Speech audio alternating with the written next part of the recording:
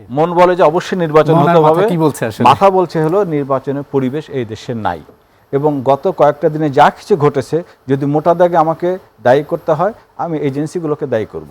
তারা কেন জানলো না যে হাতির উপর এত বড় ঝুঁকি আছে?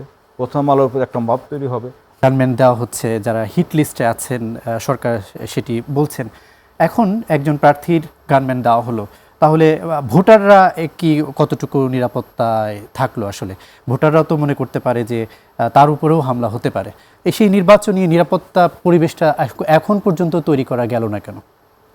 ধন্যবাদ টিটন। শুরুতেই আমি আমার সহ আলোচক অজিত ভাইয়ের সঙ্গে একমত যে সিলেক্টিভ প্রোটেকশন দিয়ে জেনারেল যেই পিস এবং সিকিউরিটি এইটা আসলে এনশিওর করা দরকার। আগে রাষ্ট্র যদি নিরাপদ থাকে, জনগণ যদি নিরাপদ থাকে, তাহলে নির্বাচনের পরিবেশ পার্টিসিপেটরি, ফেস্টিভ্যাল, ভাইব্রেন্ট হবে। আসলে আমার কাছে যেটা মনে হয়েছে, শুরুর দিকে যখন এই সরকার দায়িত্ব নেয়, এদের যে রিক্রুটিং প্রসেসিংগুলো ছিল তখন আমরা মনে করছিলাম এটা হলো মেরিটোক্রেটিক সরকার। কনসার্ন সেক্টরিয়াল যারা এক্সপার্ট তাদেরকে নিয়ে বুঝি সরকার গঠন করছে। দিনে দিনে বোঝা যাচ্ছে যে এই মেরিটোক্রেটিক গভর্নমেন্ট তাদের মেরিটের প্রমাণ দিতে পারছেন না। নির্বাচন একটা অংশ, যেমন ধরেন যে এই অন্যান্য অপর সরকার আর বর্তমানে এনটিএমের মধ্যে কিছু তফাৎ আছে। অন্যান্য সময় অন্তর্বর্তী সরকারের মূল কাজ হয় হলো নির্বাচনের মাধ্যমে ক্ষমতার রূপান্তর বা পরিবর্তন ঘটানো। কিন্তু এই সরকার যখন আসেন তাদের সামনে জুলাই স্পিরিটটা সামনে ছিল, ফ্যাসিবাদের বিরুদ্ধে অবস্থানটা তাদেরকে প্রমাণ করতে হবে। একই সঙ্গে সংস্কার, একই সঙ্গে বিচার, তারপরে নির্বাচন।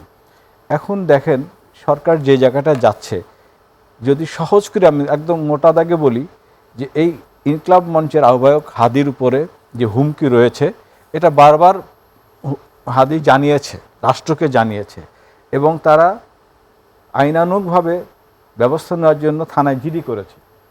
সিমিলারলি এই যে বিভিন্ন গোষ্ঠীর থেকে উন্মাদনার প্রেক্ষিতে দেশের গণমাধ্যম, বিশেষ করে প্রথম আলো, ডেইলি স্টার, এরা কিন্তু জিডি করেছে।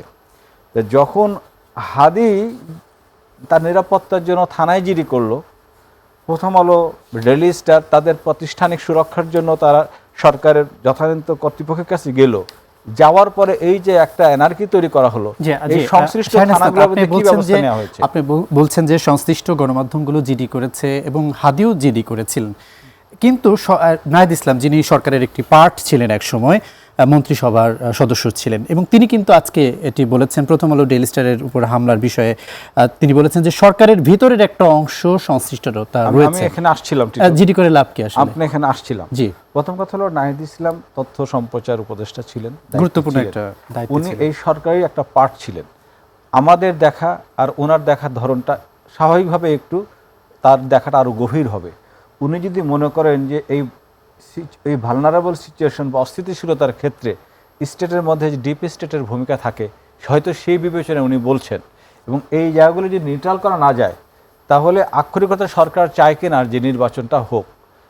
কিছু পাবলিক পারসেপশন আছে, এখনো আপনার মাঝে প্রশ্ন, এই নির্বাচনে প্রশ্ন আছে? না, নির্বাচনে আমার কাছে মতো প্রশ্ন নাই।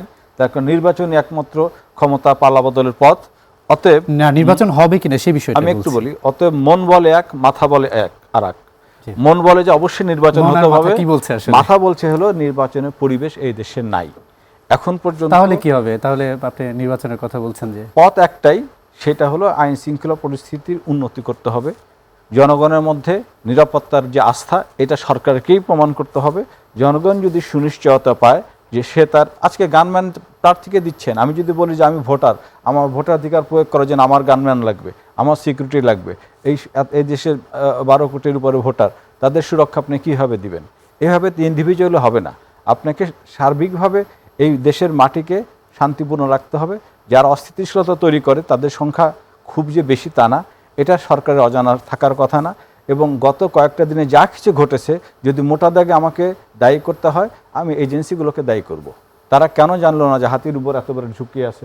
প্রথম আলোর উপর একটা মব তৈরি হবে, বা এই জায়গাগুলোতে সেক্টরিয়াল অ্যানার্কি তৈরি করার জন্য। এবং বিভিন্ন দলের নেতা, এই যে আমার সামনে ভাইয়া বললেন যে সীমান্ত থেকে অস্ত্র আসছে, কালো টাকা আসছে, এবং এই দেশ থেকে যারা ফ্যাসিবাদের সময় ফোকলা বানিয়ে টাকাগুলো বাইরে পাচার করছে, কি ধ্বংস ছিটাই দিলে 3 শাসনে অস্থিরতা তৈরি করতে কয় টাকা লাগে, এবং যে পরিমাণ টাকা নিছে এর 1%ও লাগে না খরচ করতে। আপনি এজেন্সির কথাগুলো বলছেন, এজেন্সির ব্যর্থতার, আপনার কথা সূত্র ধরেই বলি, এটা ব্যর্থতার কথাই বলছেন, কিন্তু প্রবাসী সাংবাদিক জানে এবং হাদির উপর কি ঘটবে সেটাও জানে।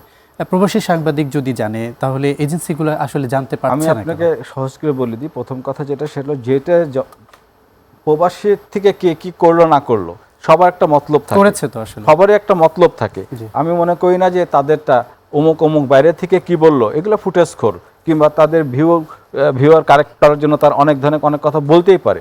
আমি আমার রাষ্ট্রের সুরক্ষা এবং দায়িত্বটা আমি রাষ্ট্রের মধ্যে পেরিফেরির মধ্যেই রাখতে চাই, এই সীমানার মধ্যেই রাখতে চাই। বাইরে থেকে কে কী করলো না করলো, এই যে অদিত ভাই যেটা বললেন যে যে পরিমাণ অস্ত্র বাইরে থেকে ঢুকছে, এগুলো যদি উনি বলতে পারেন, সরকার জানে না?